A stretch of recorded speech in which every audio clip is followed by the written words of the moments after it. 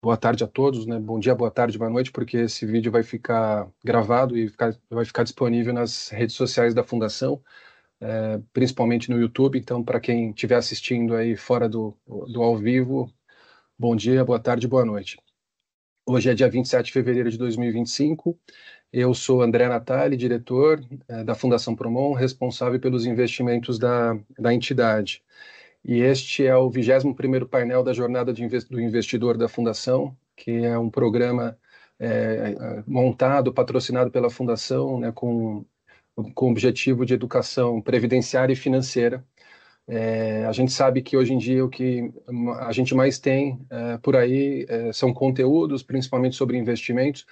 Agora, muitas vezes, conteúdos, vamos dizer, questionáveis do ponto de vista da qualidade. Então, a gente fica super feliz, super satisfeito em poder trazer conteúdo de primeira linha para os nossos participantes. Então, tenho certeza que esse programa tem sido bastante proveitoso para todo mundo que tem seguido, tem assistido os nossos painéis. Como eu disse, o nosso compromisso é sempre levar conteúdo de qualidade, principalmente a partir da rede de relacionamento da Fundação Promon. A Fundação Promon, como acho que a maioria já sabe, ela tem 2 bilhões sob gestão e investimentos em uma série de classes de ativos.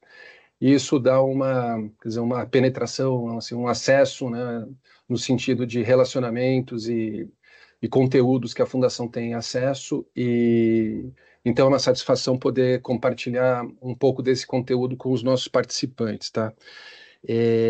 Daqui a pouco eu apresento o nosso convidado de hoje, mas antes dar também boas-vindas à Elaine Menezes, que está aqui comigo, da Fundação Promon. Ela é analista de investimentos e vai me ajudar hoje na condução do painel.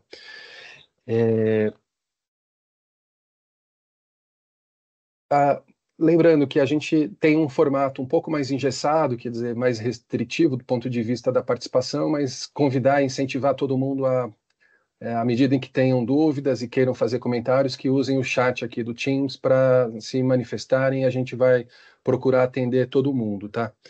E hoje é um tema especialmente, vamos dizer, interessante, falar sobre private equity e venture capital, né? Acho que agora há pouco, acho que antes do pessoal entrar, alguém estava dizendo, nossa, que tema desafiador, né?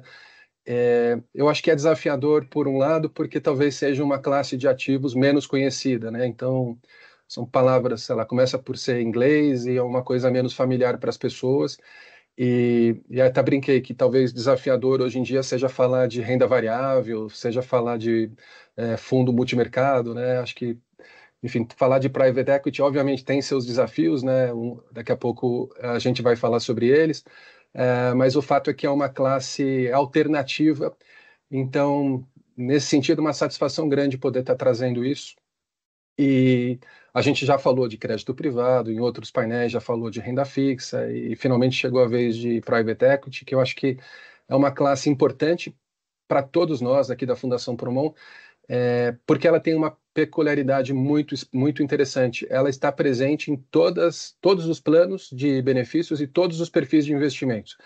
Então, quando a gente criou os nossos perfis, a gente resolveu colocar uma camada de private equity, né, em todos os perfis, nos 3 perfis, independentemente do nível de risco. Então, você que está ouvindo aqui, à medida que você esteja no MF1, no MF2 ou no MF3, praticamente 5% do seu patrimônio na fundação está alocado em fundos de participação, que passa pelo que a gente vai falar aqui. E já introduzindo agora o Humberto Galucci, muito obrigado, Humberto, por estar aqui com a gente, uma satisfação enorme, eu já estava falando isso há pouco.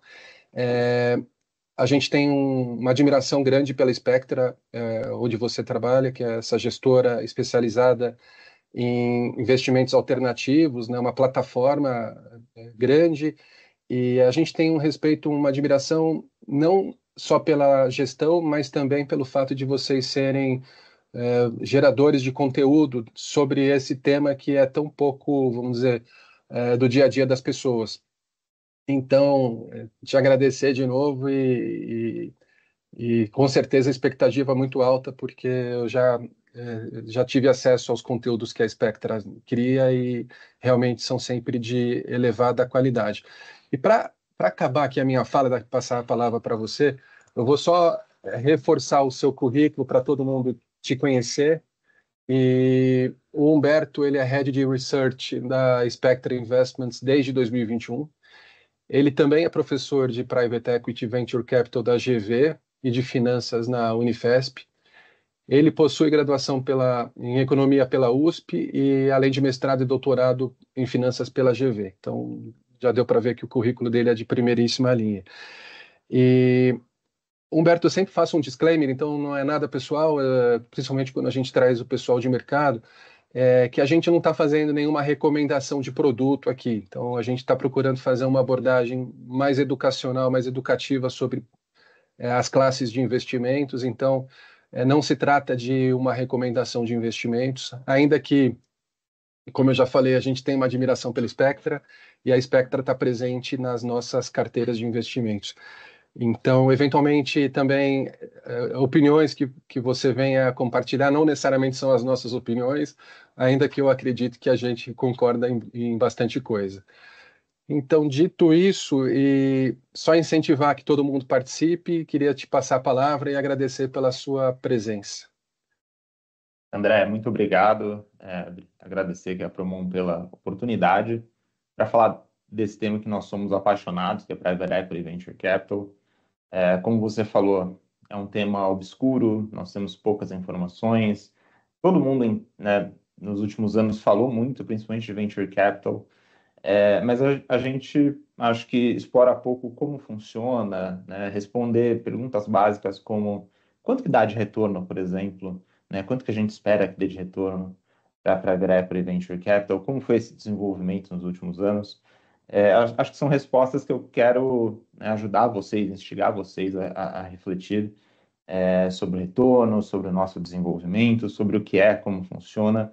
Então, acho que o objetivo aqui nosso, da Spectra e da Promon também é abrir a cabeça para a Private Equity Venture Capital, né, desmistificar um pouco esse produto que está na carteira dos fundos de pensão, é tão importante lá fora, né, nos endowments, fundos de pensão, faz parte de 30, 40% da carteira dos poupadores de longo prazo. Então, a gente quer, obviamente, fomentar cada vez mais esse tipo de produto aqui no Brasil.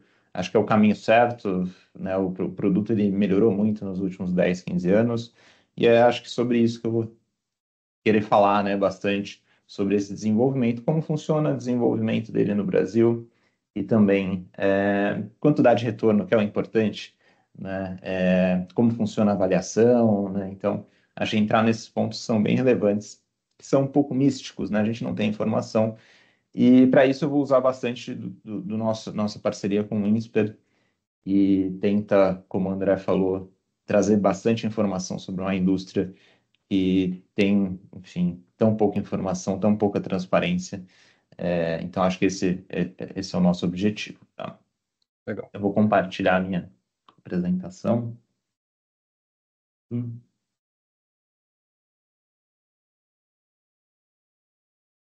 Bom, falar um pouquinho né, por que nós temos esses dados, por que nós estamos aqui falando hoje. Na Spectra tem 13 anos, nós já investimos 6 fundos, uma parte da nossa alocação é em outros fundos também de Private Equity Venture Capital. Então a gente tem um fluxo de informação muito importante que a gente usa para tomar essas decisões. A gente já investiu, hoje a gente tem sobre gestão quase 7 bi, e a gente já devolveu 2 bi para os nossos investidores. Essa é uma métrica importante aqui, né? Eu vou fazer sempre um paralelo com o mercado que a gente conhece muito, que é o mercado de fundos de ações, mercado de fundos multimercados. Então, tem uma dinâmica um pouco diferente, tudo fundo de investimento, mas tem uma dinâmica diferente. Então, devolver capital aqui vai ser muito importante, como eu vou tentar pontuar para vocês, né? Hoje nós somos em 34 pessoas, é muito importante que fundo de investimento, principalmente em Private Equity Venture Capital, está muito relacionado a pessoas. Então, quando a gente fala de Spectra, a gente está falando dos fundadores, do pessoal que toma a decisão, né, que é o Ricardo, o Renato e o Rafael. Então, é sempre muito ligado às pessoas. Então, tem nosso time aqui super qualificado. Tá? E também nossa parceria com o Inspire BVCap, muitos dos dados que eu vou apresentar para vocês, eles estão ligados a essa parceria. Nossa parceria ela tem o objetivo de fomentar o mercado de Private Equity e Venture Capital, trazer análise, trazer novos dados para, enfim, atrair mais investidores, atrair quem deseja trabalhar na indústria, atrair também novos gestores e novas ideias para esse mercado que eu vou tentar mostrar para vocês está em desenvolvimento e, enfim, tem melhorado bastante nos últimos 10 anos. Eu vou começar fazendo uma comparação, né, dos mundos dos ativos líquidos, dos mundos dos ativos líquidos. Quando a gente fala de Private Equity e Venture Capital, é um ativo ilíquido. Isso significa que, né, como qualquer coisa com iliquidez, né, seja, acho que o ativo ilíquido que a gente tem mais proximidade na nossa vida é comprar e vender uma casa, né? Então, comprar uma casa é difícil de comprar e é difícil de vender depois. Não sai exatamente no tempo que a gente quer, depende de negociação entre as partes. Então, tem toda uma burocracia por trás e os ilíquidos, eu estou falando de empresas privadas. Empresas ou ativos privados. Isso significa que eu preciso negociar para comprar, a venda e o valor da venda ela é incerta também. Então, tem todo um processo, uma dificuldade de comprar e vender esses ativos. Então, é uma camada de dificuldade a mais. Quando nós falamos do mundo dos ativos líquidos, das empresas que estão em bolsa, na bolsa, a gente tem um número limitado de oportunidades. Então, hoje eu fui generoso, coloquei 400 empresas de capital aberto, mas empresas que têm liquidez, que a gente consegue investir, que as fundações com 1, 2, 3 bi sob gestão, elas conseguem transacionar, comprar uma participação relevante. São um pouco mais de 100 empresas, na verdade. Então, assim, não tem muitas oportunidades, né? Então, são 400 empresas, no melhor dos mundos, com muita gente olhando, um número muito grande de gestoras olhando os mesmos ativos, as melhores cabeças no Brasil e no mundo olhando para essas empresas, tentando definir quem são as melhores. Então, tem poucas empresas, muita gente boa olhando os mesmos ativos, um capital disponível para investimento nessa estratégia é muito grande, né? A gente tem gestoras que investem em ações que têm 10, 15, 20 bilhões para comprar exatamente essas 400 empresas, ou escolher as melhores dessas 400 empresas para investir.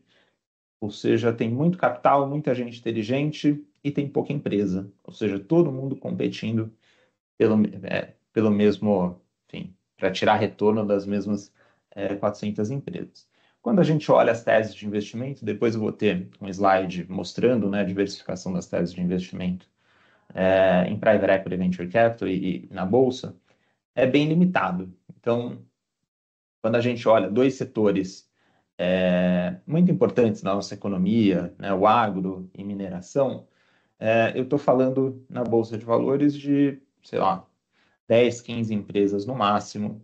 Então, mesmo setores muito importantes, eles não têm muitas empresas para a gente investir, não tem muitas teses dentro desse setor para investir, então está muito limitado as possibilidades aqui.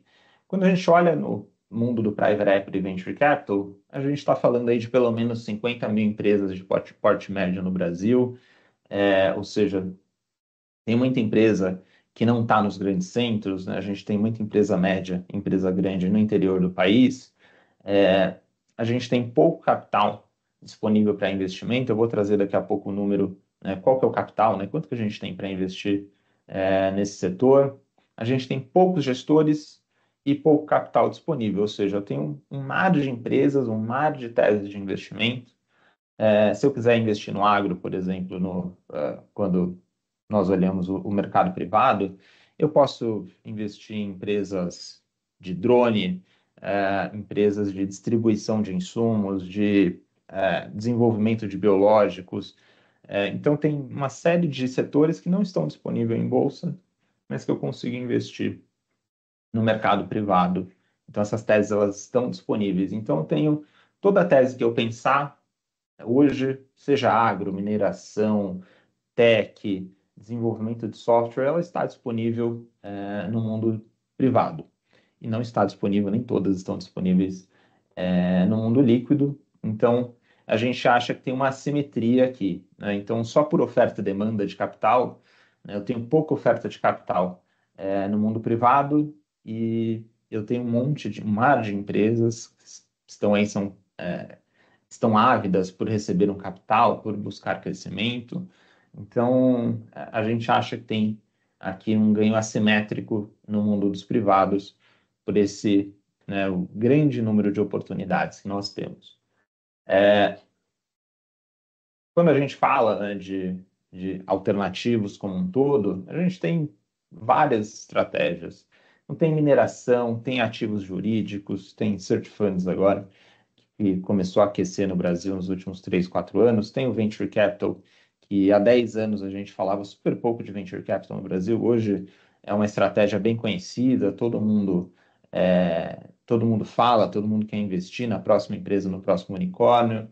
Tem a venda de ativos secundários também aqui, tem empresas estressadas, ativos estressados, tem investimento em middle market, que são empresas médias. Então, a gente tem dentro de Private Equity e Venture Capital, a gente tem várias subestratégias que são bem, né, a gente acha, pelo menos, estão desassistidas de capital e estão prontas aí para gerarem um retorno que a gente acha que é um retorno simétrico.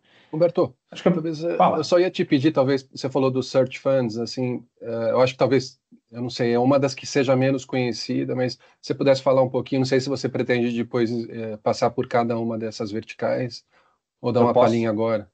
eu posso dar uma palhinha agora. Eu vou falar da estrutura de um fundo de private equity e vou falar de search fund.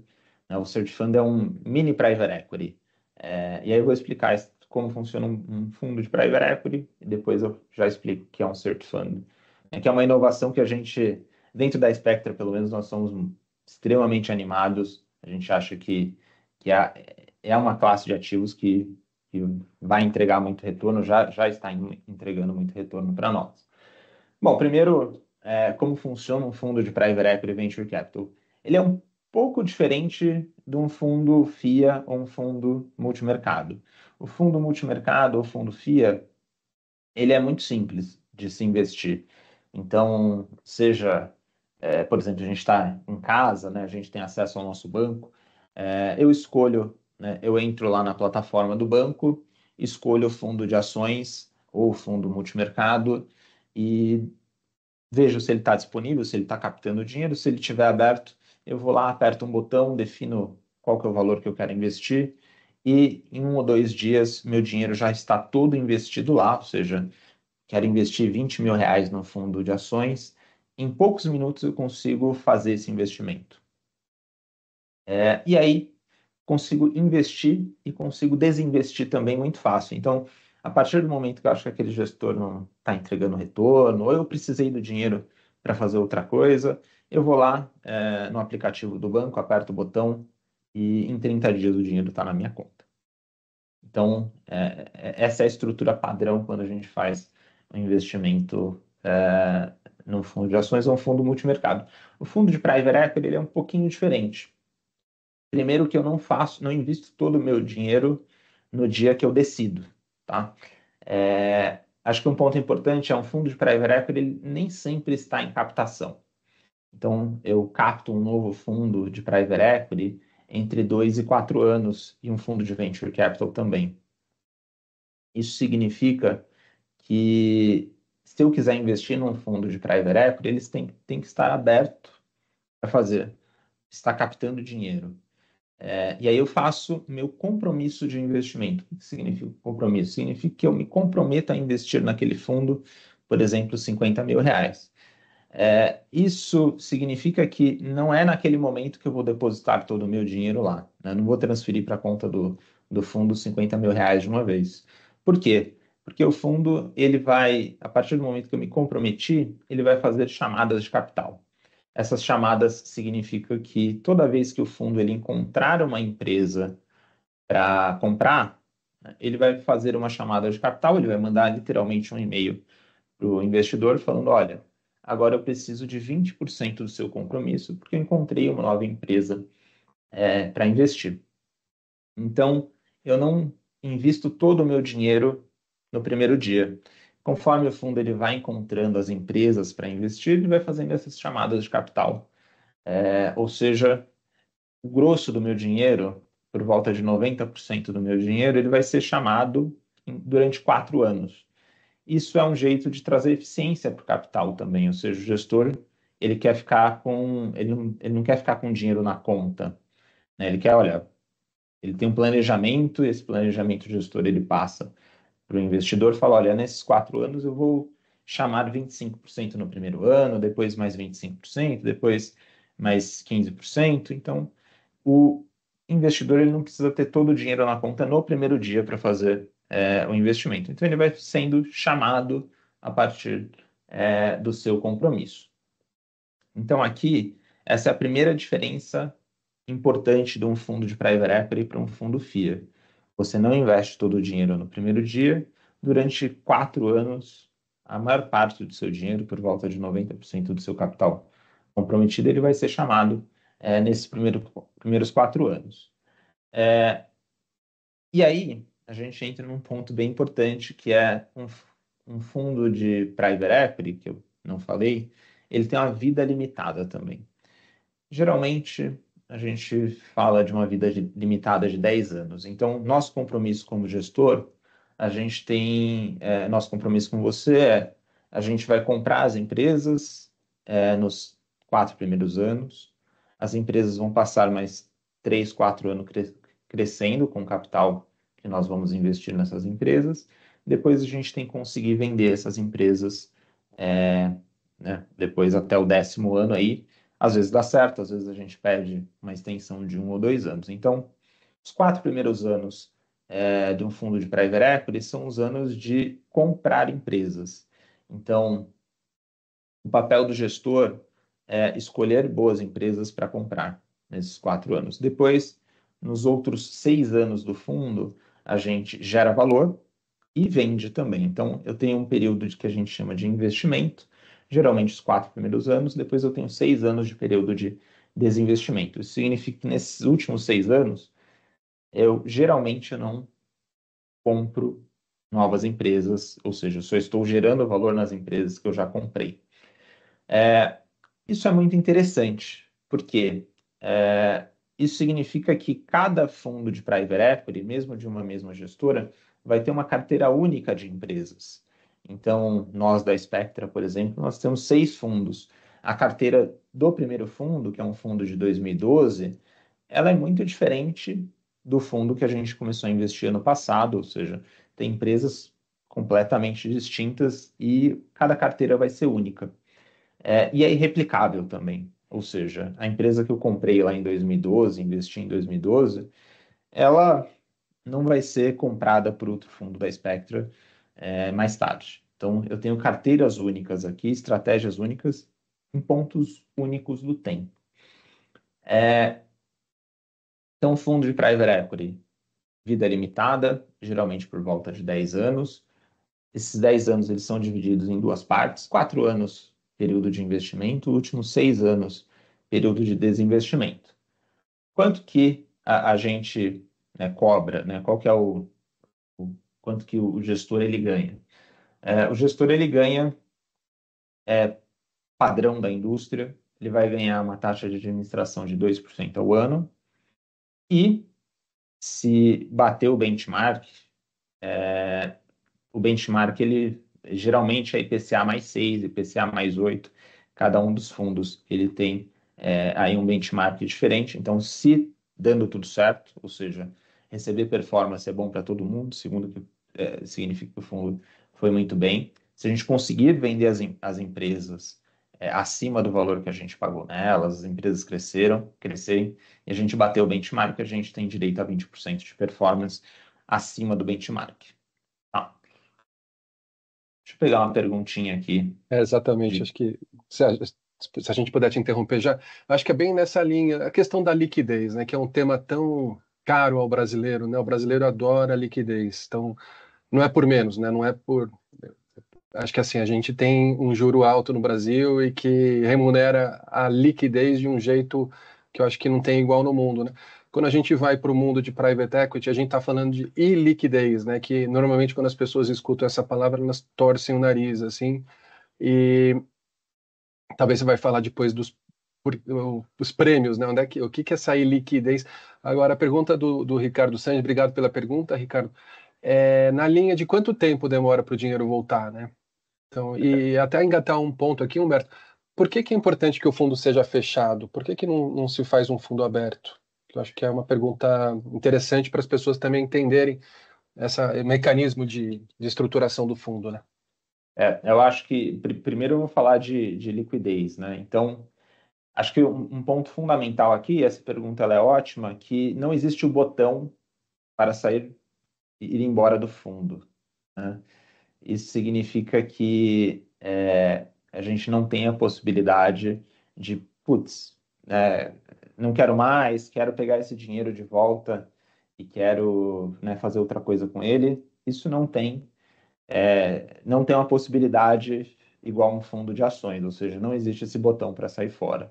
A liquidez ela vai acontecer conforme as empresas elas forem vendidas. Então, aqui no meu exemplo, eu tenho 5 empresas e eu tenho que começar a vender essas empresas para devolver o capital. Tá? Então, esse é um ponto importante. A liquidez ela só vai ocorrer quando eu vender a empresa. E aí, a partir do momento que eu vendi a empresa, o dinheiro volta para o fundo e o fundo distribui para o cotista. Então, você vai receber literalmente um depósito, né, um aviso, olha, nós vendemos uma empresa do nosso portfólio, o retorno com essa transação, né, e vem as características, né, olha, a taxa interna de retorno foi de tanto, ganhamos tanto nessa transação e estamos distribuindo o capital para os cotistas. Então, você recebe um depósito em conta com um aviso falando de onde veio esse dinheiro e por que o fundo devolveu. Então, o compromisso do gestor aqui, como eu falei lá no segundo slide, nosso compromisso é devolver capital na sua conta. Então, nosso objetivo é investir, comprar a empresa e dando tudo certo na transação, no desenvolvimento das empresas, a gente devolve capital. Então, a liquidez ela só acontece quando eu devolvo capital, eu vendo as empresas. Não tem, ou são poucas as possibilidades de que você consiga sair fora do fundo antes. Isso significa que, olha, cansei desse fundo que eu investi aqui de private equity, quero ir embora. Não, não existe esse botão. O que pode acontecer é como vender um fundo de private equity é igual vender uma casa. Então, você precisa achar alguém que vá comprar suas cotas. E aí, esse é um mercado secundário. Então, que a Spectre é parte do mercado secundário, então a gente compra cotas de quem deseja vender. Então, você pode ligar na Spectra, por exemplo, e falar, olha, fiz uma aplicação num fundo de private equity, quero vender, vocês compram? Aí a gente vai lá, vai estudar e vai te fazer uma proposta para comprar. Possivelmente não vai ser no valor da cota ali, né? Vai ser talvez um valor abaixo, ou enfim, aí vira uma transação, uma negociação. Tá? Então, esse é um ponto importante. Então, liquidez só quando a gente vender as empresas. Então, é um casamento aí de longo prazo, né? Vai durar muito, muito mais que muitos casamentos, tá? É um compromisso de 10 anos. Então, a partir do momento que você investe, você espera que vá começar a aparecer a liquidez a partir do quinto ano, tá? Então, essa é a nossa perspectiva. A liquidez total do fundo, ou seja, liquidar o fundo, vai acontecer com 10 anos, às vezes 12. Às vezes o Brasil está muito ruim, às vezes 15.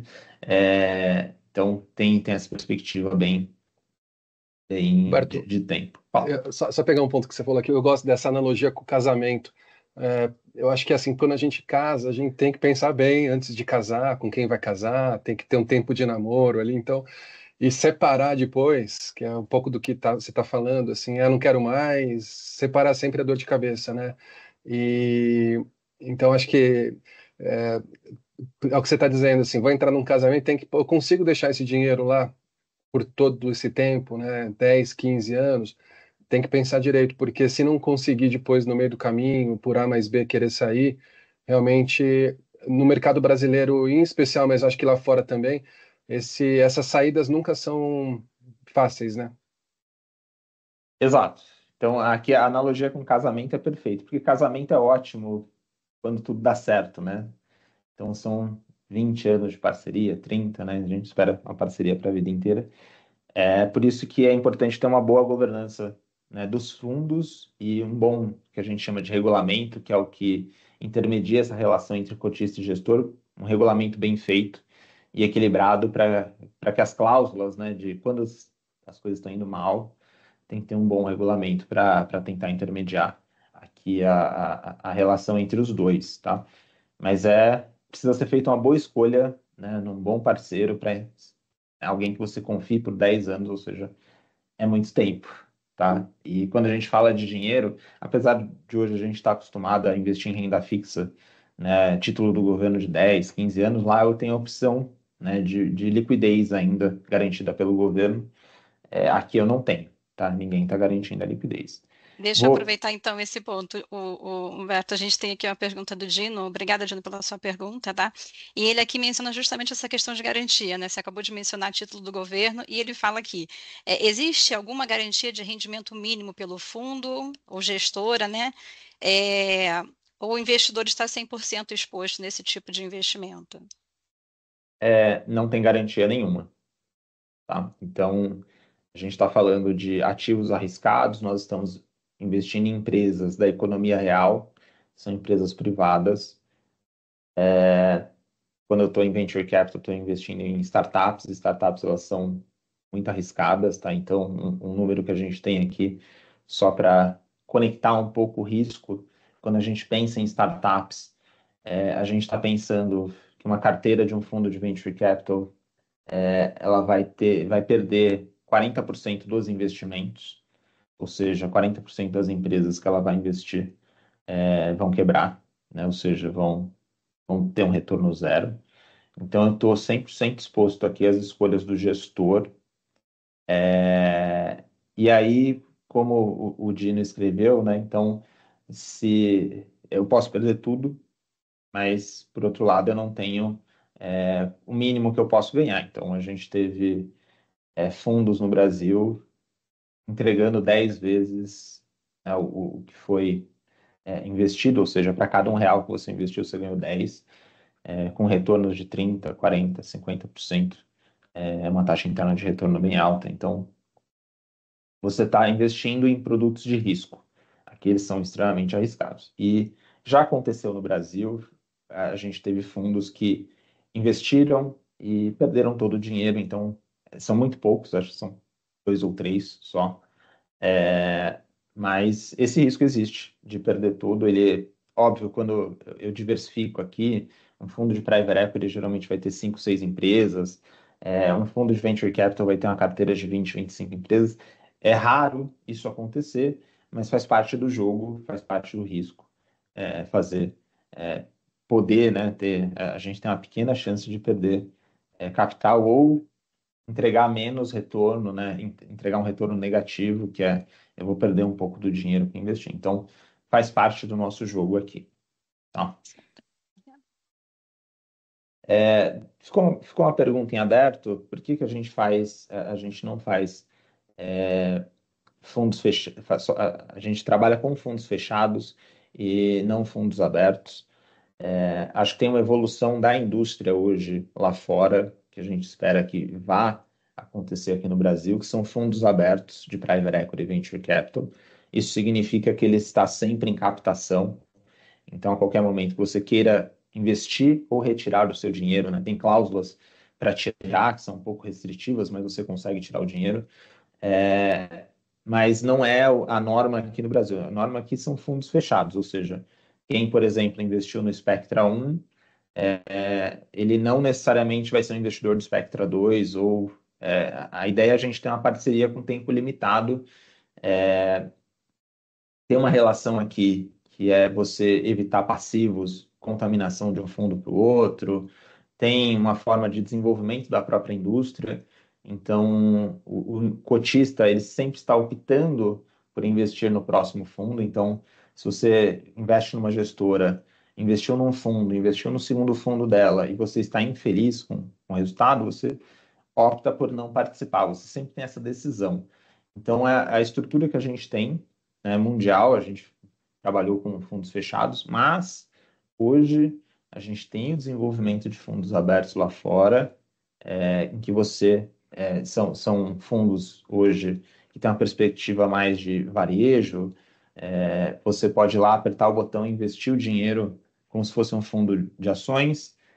Para retirar o dinheiro, tem alguns fundos que têm a retirada mais fácil também, é só apertar o botão. Uma vez por trimestre você consegue ter resgate do seu dinheiro.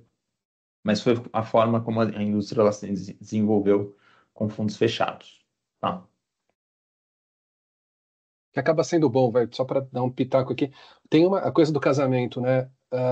É meio que aí não é uma relação de um para um, mas vamos dizer, um grupo de investidores que entra num fundo meio que ao mesmo tempo, vai meio forçando, entra todo mundo junto e sai todo mundo junto. E imagina se o fundo fosse aberto e as pessoas entrassem, como às vezes acontece nesses fundos abertos, cada um entra num momento, cada um sai num momento. Agora, o fundo fechado, ele tem, apesar de ser muito mais quadradinho, né, mais restritivo, ele garante que o tratamento equânime entre os investidores, né? Então, à medida que todo mundo sai junto, todo mundo leva o mesmo retorno, todo mundo paga a mesma taxa de performance, né? Então, fica um negócio mais redondo, mais, vamos dizer, mais fácil de controlar também, né, Humberto? Exatamente. Então, você evita conflitos aqui. Às vezes a gente não enxerga o conflito num fundo de ações, por exemplo, mas, né, se cada um entrar em um momento diferente no fundo de ações, o gestor ele está ganhando performance, por exemplo, em níveis diferentes, por exemplo. Então ele pode optar por tomar mais risco ou menos risco, dependendo da cota média de entrada do seu investidor. Aqui a gente não tem esse problema, a gente tem outros conflitos aqui, né? Então, mas esse não é um conflito que nós temos, todo mundo entra. É óbvio que a gente tem datas diferentes de entrada para investidores diferentes, porque o fundo aqui, ele capta geralmente por um ano, um ano e meio, ou seja, tem uma campanha de captação do fundo. A gente pode ter pessoas diferentes entrando em pontos diferentes, pode gerar um pequeno conflito, mas ele é bem pequeno aqui, tá? Aí, um ponto importante. Falei de Search Fund, vou voltar aqui no Search Fund. Search Fund, para mim, assim, uma evolução do capitalismo, sabe? E eu vou tentar explicar o porquê. O Search Fund, que é um fundo de busca em português, ele é um pequeno fundo de private equity. Ele é pequeno, qual que é o tamanho dele?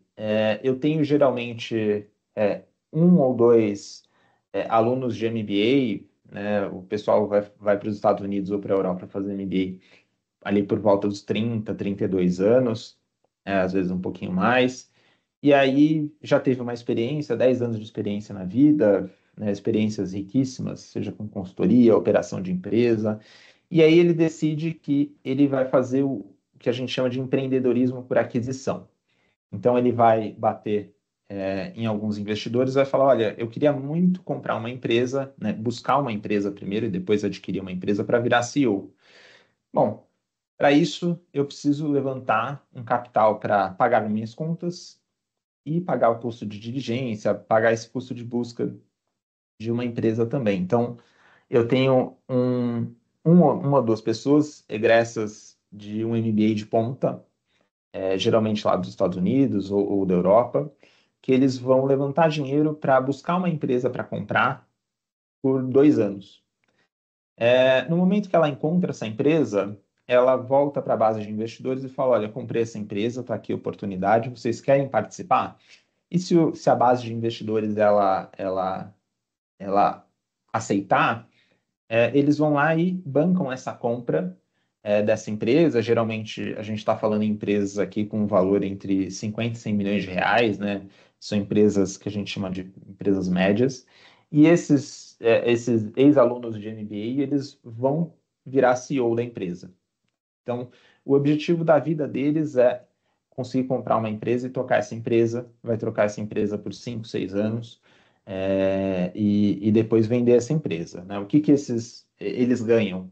Se der tudo certo, né, para eles e a empresa crescer, né, dando certo para eles, dar certo aqui para os investidores também, eles vão ter uma performance aí de 20 a 30, entre 20 e 30% da saída da venda da empresa. Então, funciona como um fundo de private equity, porque ele fica 2 anos buscando a empresa, até 2 anos, achou, comprou, vira o CEO, faz a empresa crescer por 5, 6 anos e depois vende essa empresa.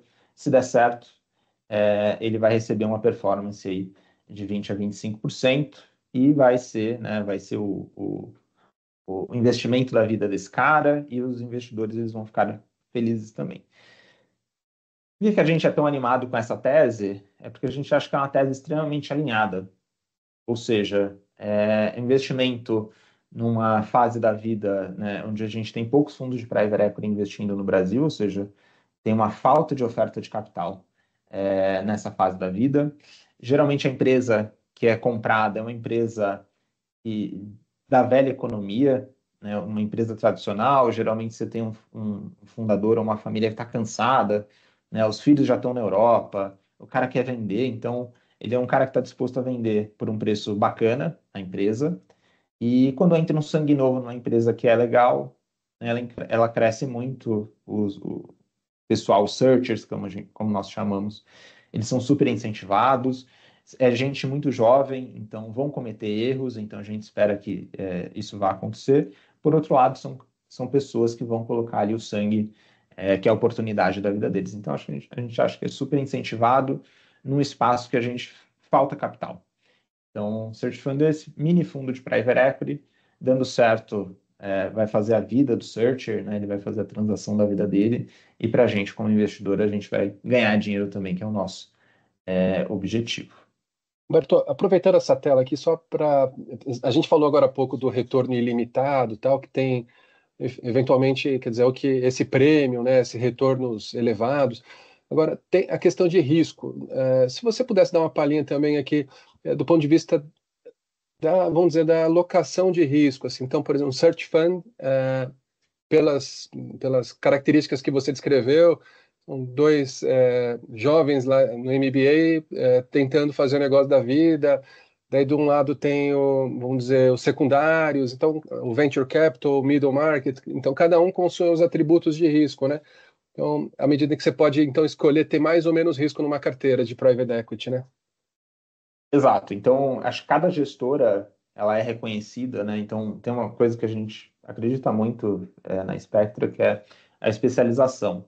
A gente não tem uma gestora ou uma equipe que vai conseguir fazer tudo, né? Vai ser muito bom de investimento em startups, vai ser muito bom de investimento em empresas no agro, vai ser muito bom em tudo. Então, a gente acredita em especialização. E cada uma dessas áreas, ela tem um nível de risco diferente, uma relação de risco-retorno completamente diferente. Então, quando a gente olha para Venture Capital, por exemplo, eu falei que uma carteira de Venture Capital, um fundo ele vai investir entre 20 e 25 empresas. E são fundos menores também, né? São fundos que vão captar por volta de, né? Um bom fundo de Venture Capital é um fundo de 250 milhões de reais. Com 20 a 25 empresas, a minha expectativa aí é que eu vou ter aí 10 empresas vão quebrar, né? Eu vou ter mais 8 a 10 empresas dessas 25 que vão dar um retorno ok, ou seja, vão devolver aí 2 vezes o capital investido, né? Vai compensar um pouquinho o que a gente perdeu nas outras. E eu vou ter uma ou duas empresas, geralmente uma empresa, que vai ser aquela empresa que vai ser a empresa, né, acho que o maior exemplo, né, de empresa é o Nubank, né? O Nubank é o que a gente chama de fund returner, né? Uma coisa que aconteceu só uma vez, a gente espera que aconteça mais, mas é uma empresa que o investimento dela vai dar 100 vezes, né, de retorno que foi investido, ou seja, para cada R$ 1 que eu coloquei nela, ela vai me devolver 100 vezes, e aí ela vai fazer o retorno do fundo, né, ou seja, geralmente eu vou ter uma empresa por carteira aqui. Então, o retorno do meu fundo de 25 empresas, ele vai estar baseado em 2 ou 3 empresas no máximo. Então, esse é o ápice do risco que eu posso tomar. É o produto mais arriscado que eu tenho quando eu falo de Private Equity Venture Capital, que é o Venture Capital, né? Ou seja, eu estou investindo numa empresa que às vezes é um PowerPoint, e aí essa empresa tem que sair do PowerPoint e virar uma grande empresa lá na frente. Então, esse é o ápice do risco, né? A maior relação risco-retorno. Óbvio que grandes riscos, minha expectativa são de grandes retornos, né? Pode ser, vai ter um fundo que vai ter um brilhante retorno e vão ter fundos que vão mal. Isso faz parte do fundo. Isso faz parte, inclusive, da estratégia de diversificação né, de um investidor. Eu não posso colocar todo o meu dinheiro que eu gostaria em venture capital no mesmo gestor, porque aquele fundo pode naufragar. Então, tem uma estratégia de diversificação. Quando a gente olha, então, o Venture Capital, é o maior risco possível. Private Equity, e aí, dentre todas as estratégias que nós temos em Private Equity, ela é um pouco menos arriscado, mas não significa que eu não tenho chances de perder dinheiro. Posso perder dinheiro também, mas posso ganhar dinheiro. A ideia aqui, né, vou adiantar um pouquinho o slide que eu tenho lá na frente. Qual que é a minha expectativa quando eu invisto num fundo de private equity? Vai me dar um retorno aí, uma taxa interna de retorno entre 15% e 25%. Tem alguns que são mais apimentados, investem em algumas coisas um pouco mais diferentes, umas empresas estressadas, aí o retorno um pouco maior, mas minha expectativa é ser entre 15% e 25%. Quando eu olho para Venture Capital, eu estou esperando aí um retorno entre 20% e 40%. Ou seja, né, aqui é retorno esperado, né, aquela parte misteriosa da estatística, ou seja, se eu investir em alguns gestores de Venture Capital, eu tenho, né, a média ponderada deles aí vai dar um retorno entre 20% e 40%. Aí depende de vários fatores, depende quanto capital tem disponível para investir, tem bastante coisa. E aí tem as pimentinhas que nós temos nas estratégias, principalmente para private equity, tem as empresas estressadas, por exemplo. Então, uma empresa que está financeiramente estressada, ou seja, tomou uma dívida e não está conseguindo pagar essa dívida, fez investimentos ruins, é uma empresa que geralmente eu compro ela mais barato, aí injeto capital, conserto ela, ela volta a crescer e vendo por um preço legal, ou seja, tem o risco de comprar uma empresa estressada, mas tem um benefício também de pagar barato, reestruturar essa dívida e botar essa empresa de volta nos trilhos. Isso dá uma pimenta no retorno, né? Ou seja, tem a chance de eu ganhar mais do que eu acabei de falar em private equity. Tem os ativos jurídicos também, então, quando você compra uma empresa empipinada, ela tem os problemas jurídicos os passivos, que eu vou poder ajustar ali, ou tem os precatórios, né? Acho que há 10 anos atrás a gente tinha pouco investimento de fundos em precatórios, em brigas judiciais, hoje aumentou bastante, tá? Esse investimento. Tem outro perfil, quando eu compro um precatório, geralmente hoje o nosso problema é prazo, né? Então você compra um precatório de uma empresa ou de uma pessoa física e é um recebimento que você vai ter do governo, o governo precisa pagar esse precatório, então é um problema mais de prazo. E aí tem os secundários, que é a compra de cotas de fundos maduros, ou seja, você investiu num fundo de private equity, está cansado dele, quer vender, tem que achar alguém para comprar. E essa é uma estratégia que a gente chama de secundários. E eu posso falar um pouquinho mais sobre elas daqui a pouquinho. Bom, entre as graças que nós temos, né, esse é um gráfico que a gente fez há um ano atrás, fala um pouquinho do leque de investimentos de private equity e venture capital, como ele é muito diferente da bolsa, do Ibovespa, né? Ibovespa são as empresas mais líquidas da bolsa, dá para ver que enquanto o Ibovespa ele tem uma concentração muito grande em commodities, serviços financeiros e energia, quando a gente olha para alternativos, a gente tem, obviamente, tech a 14%, a gente tem investimento grande em logística, saúde, varejo, a gente tem outras categorias que são relevantes e essas categorias, né, mostram o mix de empresas que a gente tem investidas hoje em private equity venture capital, ou seja, um mix completamente diferente. Isso nós vemos como uma oportunidade para investimento, ou seja, você está investindo em setores diferentes, em áreas diferentes, demanda por capital alta nessas áreas e oferta muito baixa. Então, é um mix completamente diferente. Eu acho que essa é uma das coisas que brilha nossos olhos quando nós pensamos em alternativas. Tá? Vou falar um pouquinho de crescimento da indústria, né, como desenvolvimento da indústria. Aqui eu tenho um quadro que é o número de gestores por estratégias. Quando a gente estava lá em 2010, né, a indústria de alternativos no Brasil, ela passa a se desenvolver a partir de 94, com a estabilização da moeda. Então, a gente tem uma atração muito grande de gestores estrangeiros vindo para o Brasil. E a estratégia clássica, né, que a gente chama, que é essa que está aqui, chama generalista buyout, né? Generalista buyout é o fundo de private equity de grandes investimentos, né? Aquela transação que a gente escuta. Fundo de private equity compra uma empresa por 300, 400 milhões de reais. É esse cara que é o tradicional no mundo. E foi a primeira estratégia que foi estabelecida no país, principalmente nos anos 2000.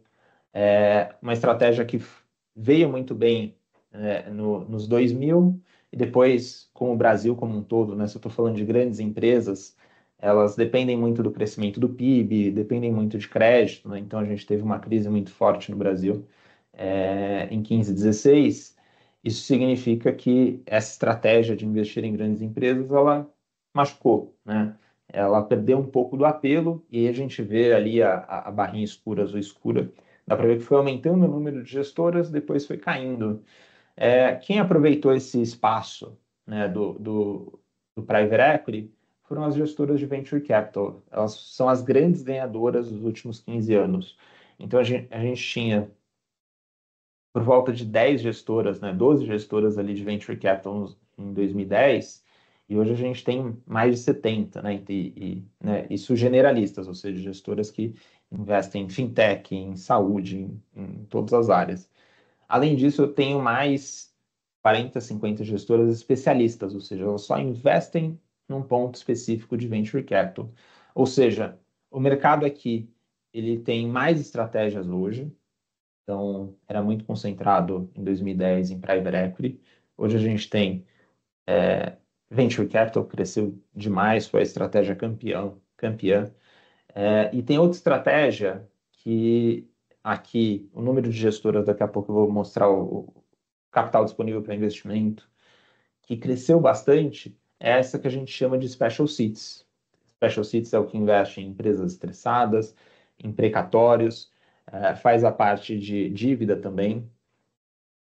Então, faz o papel do banco ali, faz um tipo de dívida estruturada com empresas. Esses Venture Capital e Special Seats são os grandes campeões dos últimos 15 anos. Né? E aí eu vou mostrar em capital. Além disso, a entrada de Search Funds foi incrível também. Hoje a gente tem um número interessante de fundos de biotech no Brasil. Tá? Vou contar uma historinha aí, né? 2010, quando a gente olhava para o Brasil de 2010, né? Eu estava lá, estava no mestrado, né, em 2010, e a gente estava lá fazendo minha dissertação em Private Equity Venture Capital, e aí a gente falou, nossa, Venture Capital nunca vai dar certo no Brasil, né? E imagina, Venture Capital, né? Todas as Big Techs estão lá nos Estados Unidos. A gente tinha alguns casos, né? Acho que o Buscapé era o maior caso, não sei nem se as pessoas conhecem Buscapé ainda, mas Buscapé, UOL eram os grandes investimentos, Submarino também, de tech no Brasil. Não tinha tido nenhuma grande porrada, mas a gente tinha tido um mercado ali. A gente achava que não ia ter venture capital no Brasil, porque qualquer startup que está lá no Vale do Silício ia vir para o Brasil, ia falar, nossa, né, só injetar dinheiro aqui e vai dar certo. Né, vai dominar o mercado brasileiro, o mercado latino-americano, e a gente estava errado, porque a gente tinha empreendedores competentes no Brasil, a gente não tinha capital, mas eles conseguiram fazer muito com pouco capital, e a gente tem problemas locais que o gringo ele não entende. Então, imagina que o gringo ia olhar para o Brasil e falar, nossa, é um país com 80 milhões de desbancarizados, vou criar um banco aqui. Então, a gente tinha problemas locais muito importantes que esses empreendedores, esses fundos, eles conseguiram sanar e trabalhar neles. Então, Venture Capital cresceu. E aí, Biotech, esse é o paralelo que eu faço um pouco com Biotech, né? Biotech é uma indústria aqui nascente, a gente tem mais fundos hoje no Brasil e o mercado está desenvolvendo, que é muito interessante, que a gente vê pouco falar. Por exemplo, está lá dentro de Venture Capital, é uma das categorias, mas está desenvolvendo. Assim como fundos de impacto, fundos ESG também. Então, a gente tem hoje uma gama de estratégias que a gente não tinha em 2010. Em 2010 era, se eu quero investir em ativos e líquidos, eu tinha fundo de private equity, basicamente. E pouquíssimos fundos de venture capital, que todo mundo tinha medo de investir. Tá? Quem investiu lá atrás foi pioneiro e ganhou muito dinheiro. Mas todo mundo tinha muito medo. E hoje a gente tem muitas estratégias, ou seja, é muito claro o amadurecimento do mercado de private equity e venture capital no Brasil. Aumento de estratégias e aumento de especialização também, acho que é super importante.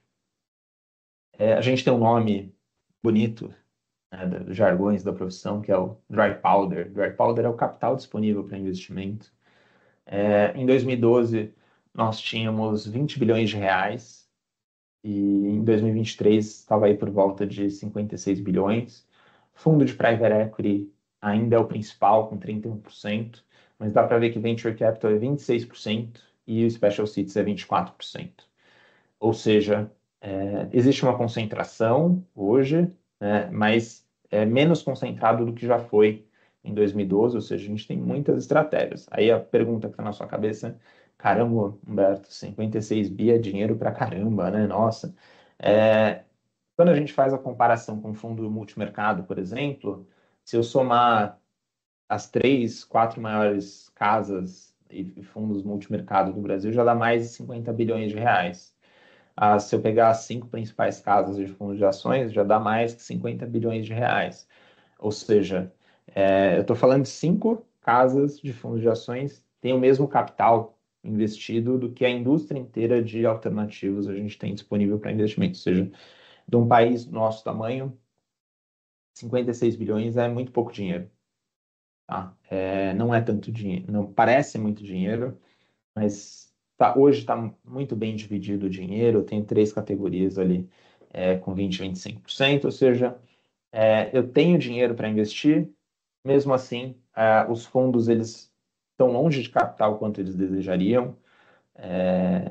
Acho que tem uma simetria aí de oferta de capital, ela é muito mais baixa do que a demanda. Acho que tem muito mais empresa que está buscando capital desses fundos do que os fundos eles têm capacidade de alocar efetivamente. Além disso, para private equity, por exemplo, eu tenho uma concentração bem grande em 3 gestoras.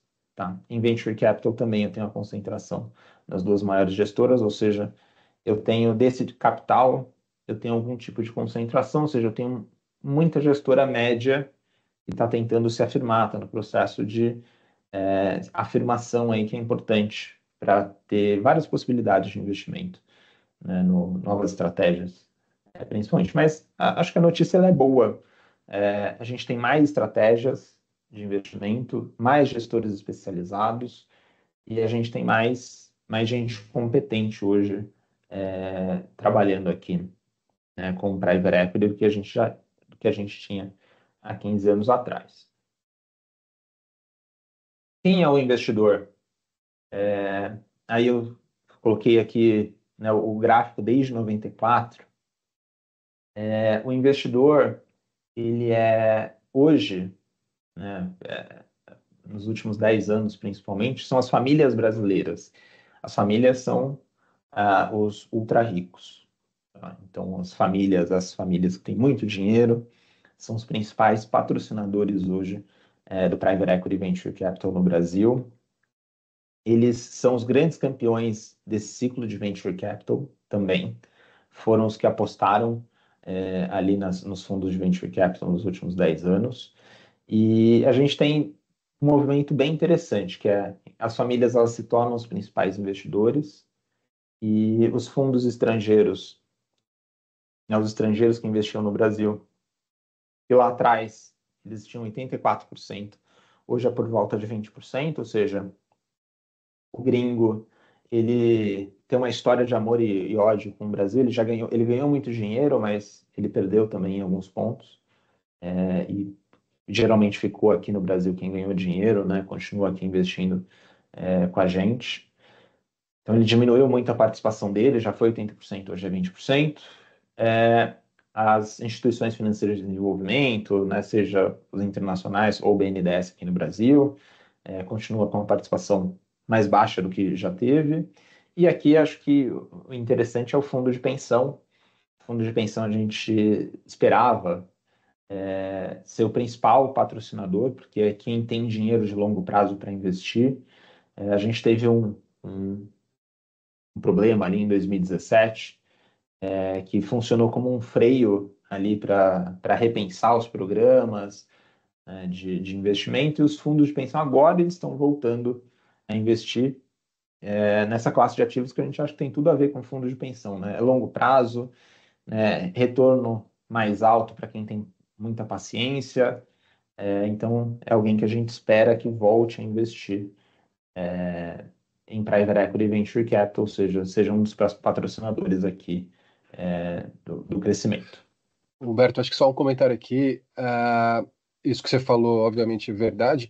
Agora, o impacto nos fundos foi, vamos dizer, concentrado nos fundos de pensão públicos, né? Então, que são os grandes fundos de pensão, Previ, Petrus, Funcef. Esses caras têm muito dinheiro e passaram aí, sei lá, últimos quase décadas sem alocar em private equity. E aí eu acho que tem muito a ver com talvez interferência política ou decisões equivocadas e tal. E agora, assim como a Fundação Promon, a gente e outras privadas aí de primeira linha, elas não abandonaram, né, os seus programas de private equity. Então, a gente veio alocando, né, ao longo da década passada e segue firme. E a gente sabe que tem outras privadas que também mantiveram essa linha. Agora, quando a gente olha no agregado aí a barrinha cinza clara, quer dizer, a gente acaba sendo pouco relevante, o que é até, enfim, sintomático do Brasil. Acho que a gente, fundo de pensão tem um horizonte de longo prazo por natureza, né? Tem um propósito que permite olhar para ativos ilíquidos, né? E tentar colher ou coletar esses prêmios, né? Então, no geral, o pessoal acaba optando por título público e por liquidez e abre mão, eventualmente, de prêmios de ativos ilíquidos, né? Acho que é um pouco essa a história. Acho que exatamente assim. Então, acho que a gente tem um mantra aqui dentro de casa que chama o programa de investimentos, né? Ou seja, investir sempre. Porque, enfim, eu faço. E aí eu vou falar como a gente analisa retorno, né, de Private Equity Venture Capital, mas, como eu falei, cada carteira de cada fundo ela é única.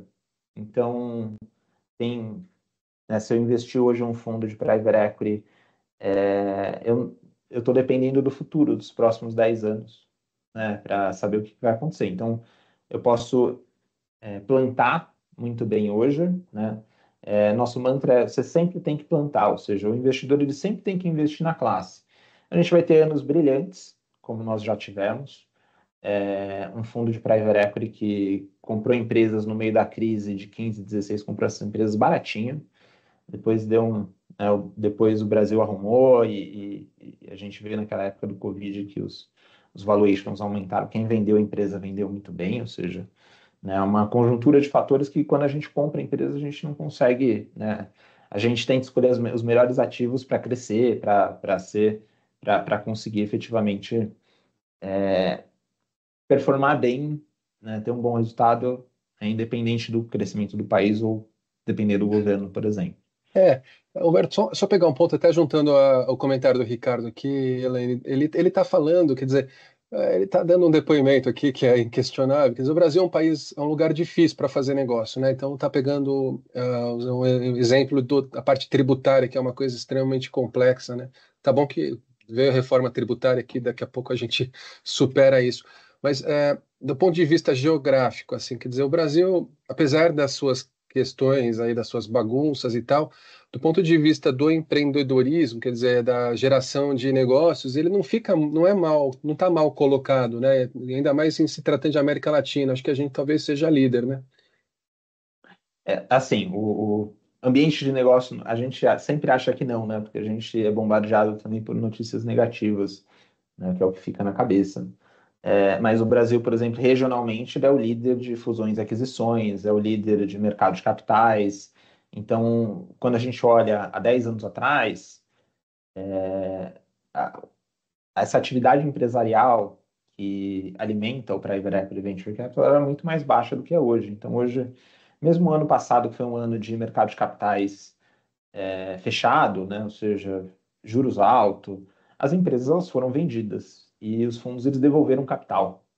Então, essa é uma boa notícia, que apesar do Brasil, né, os fundos eles conseguem devolver capital. É óbvio que vender uma empresa quando o país está voando é muito melhor, porque você vende mais caro, mas a gente continua tendo atividades empresariais. Vou contar uma pequena história aqui, né, que corrobora um pouco esse comentário. O Brasil é muito difícil para se fazer negócio. Então, o que a gente teve, né, falei que as gestoras gringas elas vieram para o Brasil depois da estabilização, uma parte muito grande delas foi embora. Uma parte delas veio com um time de americanos, achando que iam fazer o private equity como era feito lá fora, né, que é aquele private equity, vamos comprar empresas grandes, vamos tomar muita dívida na empresa. E aqui a gente tem um private equity, características locais muito diferentes de como é feito para private equity, que tem que saber navegar, né? Questão fiscal é um ponto importante para qualquer empresa aqui no Brasil.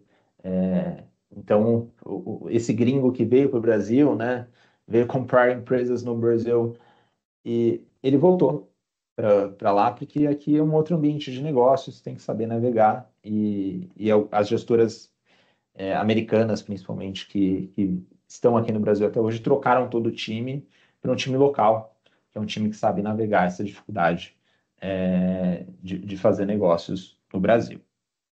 É a frase que eu tenho escutado esses dias com esse mercado todo revolto e tal. Águas calmas não fazem bons marinheiros, né? Então, espero que seja por aí. Os nossos, então, são incríveis, né? Porque sempre estamos numa reviravolta. Bom, acho que o último ponto aqui, vou falar de avaliação de Private Equity Venture Capital. Ela é um pouco diferente de como eu avaliar um fundo de Private Equity e de como eu avalio, por exemplo, um fundo de ações. Por quê? Ela é diferente. Como eu falei, cada fundo é um fundo único. Então, cada fundo ele enfrenta situações macroeconômicas muito diferentes, né? Então, o fundo 2012 da Spectra, ela teve uma condição macroeconômica muito diferente do fundo que a gente lançou em 2017, por exemplo. Tá? Então, é injusto eu comparar o fundo 2017, que a gente investiu, do fundo 2012, porque eles tiveram ambientes de negócios muito diferentes. E aí a gente faz um paralelo, né, quem gosta de vinho, né, ou charuto, ou esse tipo de coisa, que a gente analisa, né, quando a gente vai analisar vinho, a gente analisa por safra. Tem safra que é muito boa, né? O que significa uma safra boa? Não importa se o vinho ele está no melhor terreno, teve o melhor cuidado, mas choveu na hora certa, fez sol na hora certa, ou seja, a diferença do pior vinho para o menor vinho, ela é muito pequena. Todos tiveram a mesma condição excelente. Então, essa safra é uma safra muito boa. Você que investiu em qualquer fundo, por exemplo, você teve um bom retorno. E tem safra que as coisas vão mal, né? Vou dar um exemplo de safra que não foi tão bem, que está aí no meu quadro, né? Eu vou pegar a safra 2012, né? Safra 2012, né? Os investimentos. Não, imagina que um fundo foi captado em 2012, ele comprou empresas em 12, 13, 14 e 15. O que aconteceu? Né? Essa é a época da The Economist com o Cristo voando, né? Ou seja, o Brasil voando, o gringo investindo no Brasil. Quem investiu nessa safra e você estava lá em 2012, não tinha como você saber o que ia acontecer nos próximos 3, 4 anos. As empresas, eu comprei empresas caras, né? E, enfim, paguei caro porque estava todo mundo investindo no Brasil. Na hora dessas empresas crescerem, o que é 2015, 2016 e 2017, o Brasil estava afundando. Ou seja, na hora da empresa decolar, ela entrou em modo sobrevivência, né? De repente, a taxa de juros está lá em cima, desemprego é 25%,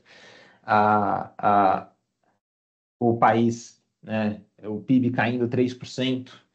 Então, você está numa situação catastrófica na hora que a empresa ela deveria estar crescendo. Tá? Então, nessa safra, especificamente, né, então, um bom fundo da safra 2012 é um fundo que deu TIR de 15% de private equity. Tá? Enquanto um bom fundo da safra 2016 é um fundo que deu 40%. Então, quando eu comparo fundos de private equity, eu tenho que comparar os fundos que começaram a investir no mesmo ano, na mesma safra. Né? Hoje a gente chama de vintage também. Então, eles têm o mesmo ambiente. Né? Os gestores enfrentaram as mesmas possibilidades, tiveram as mesmas escolhas.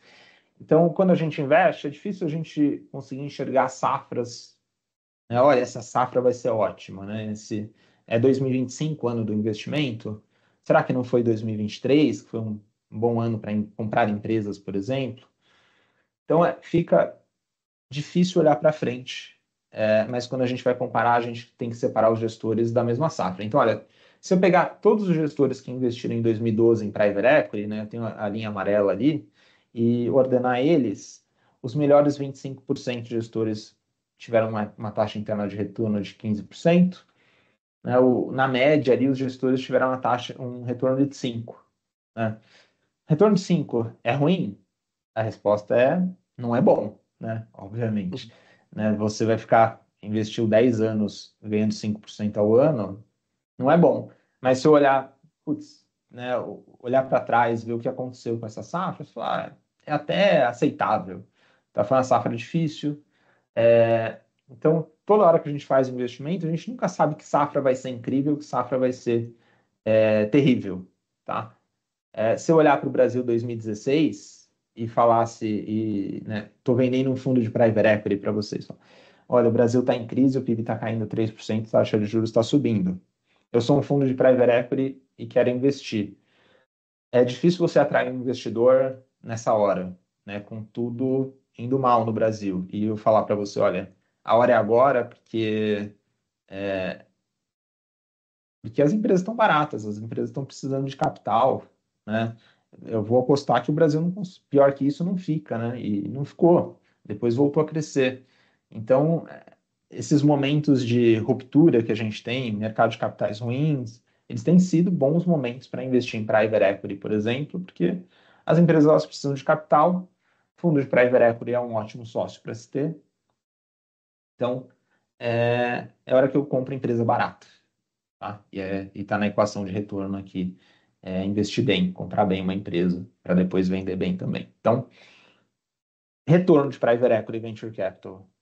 Como é que eu comparo os gestores? Sempre nas safras. Tá? Então, comparar com todo mundo que começou a investir exatamente no mesmo ano. Ali eu vou conseguir ter indícios de quem são os melhores ou os piores gestores. Aí, coloquei aqui duas linhas, né? Tem private equity e tem venture capital. Uma análise muito padrão que a gente tem na indústria é separar por quartis, ou seja, né, o melhor quartil são os melhores 25%. Todo mundo quer acertar o melhor gestor, tá? Mas isso é difícil pra caramba, né? Tem uma relação com o histórico ali, a gente faz a diligência, mas acertar o melhor gestor é difícil. Mas se eu tiver um bom processo de seleção e eu conseguir acertar os melhores 25%, em venture capital, por exemplo, eu estou dando retornos, né, dá para ver que os pontos aqui, né, do azul pontilhado, está quase sempre acima de 25% a 30%. Ou seja, se eu fiz um bom programa de venture capital desde 2010, 2011, né, investi um pouquinho cada ano e consegui escolher os melhores gestores, eu estou com um super resultado aqui. Private equity, a gente teve momentos muito difíceis, né, como as safras 11, 12, 13, e a gente tem safras maravilhosas, são as safras 16 e 17, que a gente espera que vão dar retornos. Né, tem 2016, por exemplo, os melhores 25% de private equity estão dando mais retorno do que o de venture capital. Né, ou seja, É uma safra especial, né? Se eu sou um investidor de longo prazo, e eu me posicionei nessa safra, provavelmente qualquer fundo medíocre aqui de Private Equity vai me dar um grande resultado e eu vou conseguir entregar. Por fim, né, dá para ver a safra 2021 ela é ruim. A safra 2021 ela está desenvolvendo ainda, né? Então, empresas compradas em 21, 22, elas não foram remarcadas, né? Esses números a gente espera que aumente a dispersão e aumente também o retorno delas, né? Essas safras elas estão desenvolvendo ainda, enquanto as safras de trás as empresas já estão desenvolvidas. A gente já teve uma devolução de capital aqui relevante, tá? Dinheiro na conta, que é o que importa. E acho que né? Aqui não interessa nada, a marcação é alta, né? Tô olhando a cota lá é alta. O que importa em Private Equity Venture Capital é dinheiro na conta. Até a safra 2017, ali 2016, 2017, na média, os fundos já entregaram pelo menos uma vez dinheiro. Isso significa que cada real que você investiu já foi devolvido para você e tem mais coisa para devolver também. Então, a gente espera aí que entregue mais capital. Tá? Falei de TIR, vou falar de múltiplo de capital também. Então, o que a gente espera para Private Equity, o que a gente espera para Venture Capital? Para Private Equity, a gente espera que para cada R$1 que eu invista, ele vai me devolver em 10 anos entre R$2 a R$3. Tá? Então, para cada um que eu invisto, eu ganho ali entre 2 ou 3. E Venture Capital, para cada R$1 que eu investir, vai me devolver ali pelo menos 2,5 até um pouquinho mais, 3,5, 4, né? Venture Capital é aquela loucura às vezes eu tenho um Nubank na carteira e é um brilhante retorno, então devolve capital. Então, essas são as diferenças que eu tenho para analisar o retorno de Private Equity e Venture Capital. É um pouco diferente, como eu falei, né, a classe ela sofre um pouco essa falta de transparência, né? É difícil você falar quanto que um fundo dá de retorno, né? Acho que faz parte da mística um pouco da classe, os dados eles são todos privados, e esse é o tipo de transparência que a gente gosta de trazer aqui para o investidor, mostrar, olha, tem retorno, dá retorno, mas não é qualquer gestor o fundo que dá retorno, você tem que saber escolher, tem que fazer uma diligência bem feita. Então, é mais difícil, né, do que comparar fundos de ações em que os retornos eles são claros, né? Tá no software, tá no site. Aqui é um pouco mais trabalhoso buscar esses dados.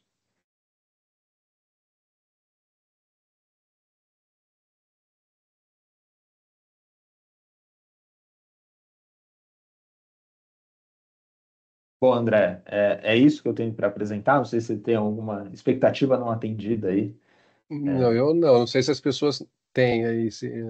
Tivemos poucas perguntas, mas tem tempo ainda, mais alguns minutos. Mas por hora, Humberto, muito obrigado. Acho que dever cumprido para falar de uma classe que é pouco conhecida. Acho que você passou pelos principais conceitos na minha maneira de ver.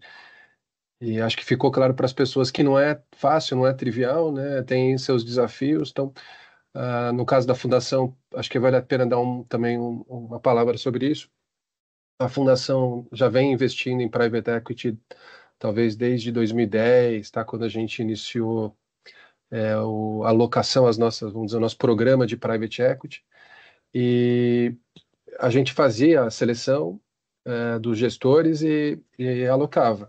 Agora, de uns anos para cá, a gente mudou a estratégia. Então, em vez de fazer a seleção e escolher fundo a fundo, a gente passou a dar prioridade ou preferência para os fundos de fundos. E aí a Spectra, então, entra na nossa vida, entra na nossa carteira, como essa plataforma que permite que a gente faça alocação em private equity de uma forma indireta e, vamos dizer, alavancada, assim, no sentido de ter um acesso muito maior. Assim. Então, se a gente antes fazia por ano a seleção de um gestor, à medida em que a gente tem um fundo de fundos, a gente consegue acessar 20 gestores. então com uma diversificação muito maior do ponto de vista dos nomes, né? Então você tem 20 gestores, 20 cabeças pensantes, sem falar nas estratégias. O Humberto, você falou ali de search funds, a gente tem search funds, a gente tem distressed assets, a gente tem middle market e assim por diante. Agora tem uma terceira coisa, quer dizer, nessa pilha de diversificações, a questão de acessar mercado secundário, né? Então, a Spectra faz isso de uma forma muito agressiva, eu diria, de comprar fundos de investidores que fizeram casamento lá atrás e precisaram se separar, e antes a Fundação Promon não conseguia acessar esse mercado secundário, hoje em dia acessa. E assim como você acho que não falou sobre co-investimentos, né? Mas é uma outra estratégia importante, que é fazer investimento em empresas sem necessariamente ter que entrar num fundo. E aí a grande vantagem é fazer esse investimento mais barato. Então, não pagar a taxa de administração, não pagar a taxa de performance. Então, acho que isso, só para fechar aqui, essa estratégia nossa, a gente faz de uma forma mais diversificada e mais barata hoje do que a gente fazia há 10, 15 anos atrás. Então, enfim, é uma evolução importante para a gente. Assim, eu acho que acho que o primeiro passo para quem quer investir, é óbvio que a gente vive no mundo das diquinhas, né? Então, esse cara, mas assim, o produto fundo de fundos, quando a gente fala fundo de fundos, ele é muito, acho que fundo de ações, ele faz menos sentido do que de private equity. Eu acho que é um início para você começar a acompanhar a classe, né, fazer um investimento em um fundo de fundos. Acho que, sem dúvida, você recebe informação dos fundos investidos, você consegue acompanhar um pouco da carteira e da vida dos gestores ali também. Então, acho que é um primeiro passo para quem quer se interessar em investir em private equity e venture capital. Eu vou respondendo as perguntas ali. Exato, a gente tem aqui umas perguntinhas finais, né? O Dino colocou aqui para gente 2 perguntas, o Ricardo Sanches também colocou mais uma. Queria agradecer a pergunta de vocês. Acho que talvez juntar ali as 2 perguntas do Dino, né? Qual o grau de influência da gestora nos fundos de private equity e se é diretamente ou nas empresas compradas, investidas e desinvestidas, e aí também, né, essa questão desse último slide falando das safras, né, se 2025 é uma safra boa para a gente considerar e investir em private equity, venture capital e demais alternativas. Bom, acho que a primeira é o grau de influência, ele varia de cada gestora e cada estratégia. Tem gestora que ela é especializada em comprar controle, ou seja, ela vai lá, compra o controle da empresa, troca a estratégia, enfim, faz o que quiser com a empresa. E aí essas são essas grandes transações que a gente vê de fundo de private equity comprando empresas por 300, 400, 500 milhões de reais. Geralmente são gestoras grandes e elas vão comprar essas empresas, geralmente fazem outras aquisições, montam plataformas. Essa é uma estratégia, que é a estratégia mais tradicional. E tem a outra estratégia, que é a estratégia de crescimento, que a gente chama de growth, que são investimentos minoritários. Então, são cheques geralmente menores, né, são investimentos de 40 até 100 milhões de reais, em empresas que estão crescendo 25 a 30%. E aí a grande diferença é que geralmente o fundador da empresa, o CEO que está lá, ele continua. Então, a empresa ela começa a crescer no momento que recebe o dinheiro em caixa. Tá? E aí o fundo, ele geralmente amarra uma governança. Então, essa governança é possibilidade de trocar o diretor financeiro, assento no conselho de administração, veto em algumas decisões estratégicas, alguns direitos para a venda da empresa, né? Então, ser sócio é conflito também, então precisa ter uma boa governança. Então, depende de cada gestor e de cada estratégia, por exemplo, dentro da Spectra, a gente acredita muito na estratégia do investimento minoritário, tá? Não tem grandes mudanças na empresa, a empresa começa a crescer a partir do momento que ela recebe dinheiro em caixa, por exemplo, então acho que é uma estratégia legal e é desassistida aqui no Brasil. A gente tem poucas gestoras fazendo esse tipo de cheque. A pergunta do 25 é uma safra boa? Acho que tem várias formas de você analisar o que está acontecendo no mundo de líquidos. A gente acompanha de perto o volume captado das gestoras. O que eu posso te falar é que nos últimos 2, 3 anos, o volume captado pelas gestoras está num ponto de baixa, tá? Tem sido mais baixo do que já foi nos últimos 10, ou seja, apesar de ter mais gestoras e mais dinheiro, a gente tem menor capital sendo captado. Então, por oferta e demanda, né, ou seja, eu tenho uma oferta menor de capital, isso dá indício de ser uma boa estratégia, um bom 2025 seja um bom ano, tá? Taxa de juros alta, ou seja, as empresas elas estão dispostas a receber investimentos a valuations mais baixos, então pode ser que seja uma boa safra. E num período de 4 anos, as coisas elas mudam muito rápido, tá? Então, se o Brasil ano que vem voltou a ser o grande, está atraindo muito capital estrangeiro, todo mundo está feliz com o Brasil ano que vem, a coisa reverte, né? Então, esse ano pode ser incrível, ano que vem pode ser ruim. Os preços das empresas sobem, então a gente tem o Brasil muda muito rápido, né? Então essa é a grande graça do Brasil. Um ano tá ruim, outro ano é incrível. Então talvez seja, tá? Pelo quantas gestoras estão captando, é um bom indicativo esses últimos 3 anos vão ser bons anos para private equity. Para venture capital, a gente tem gestoras captando menos, né? É um mercado que captou muito dinheiro em 2021. A gente está vendo o que está acontecendo com as gestoras, né? Tinha muito capital disponível para investimento, talvez tenha um pouco menos, e a gente entre em safras com mais retorno, com retorno esperado maior, mas futurologia aí, tá? E aí, Ricardo, vou deixar meu e-mail, tá? Aí você manda. Exato. O Ricardo Sim. pergunta aqui sobre esse investimento, né, direto. Eu ia puxar certinho para o nosso lado. Ricardo, você quer investir na Spectre, investe na Fundação Promon, que uma parte da carteira, até estava fazendo a conta aqui, 1,5% do patrimônio vamos dizer, do perfil MF2, tá, os outros, acho que todo mundo mais ou menos tem 1,5% do patrimônio em fundos da Spectra, tá?